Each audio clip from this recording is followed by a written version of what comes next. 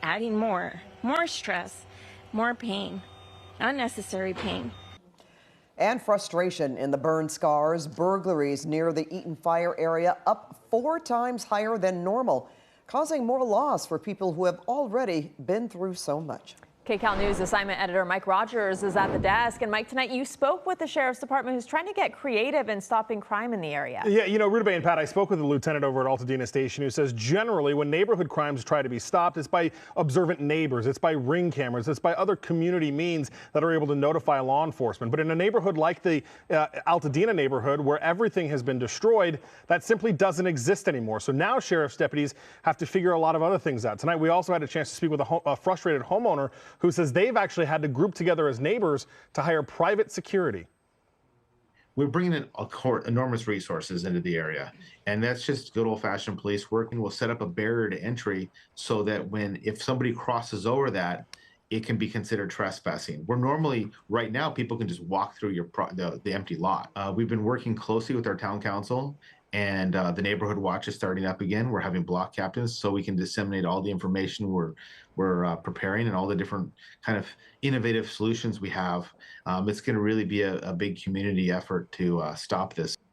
Yeah, now the lieutenant tells me tonight, in addition to what you heard him say about the fencing, they've also are in the process of installing 70 cameras in the area of Altadena, which will allow them to run license plates on cars that are coming and going out of the area. The crime spike, by the way, burglaries up 450% year over year. The lieutenant tells me tonight a lot of that is right from the beginning of the fire. He says things have started to decline a little bit, but you can see tonight we saw lots of deputies on patrol. Now, one neighbor in the area says it's just been a very difficult thing to have to deal with.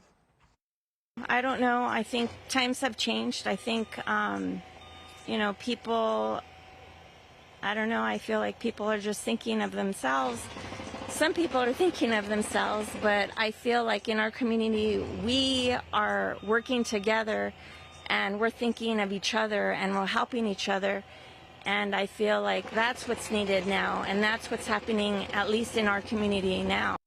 Yeah, and the Sheriff's Department tells me that's exactly what has to happen. The community has to band together as one. So does law enforcement to try to solve this unique type of problem that they're dealing with. They're also encouraging people that may have homes that didn't burn but they're not there, if they don't have internet, to get wildlife cameras, because you can come back. They're in 4K. They don't have to be connected to internet. You can come back and have that evidence later.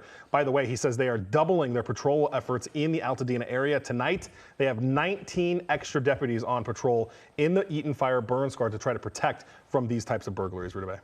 Wow. All right, Mike, thank you.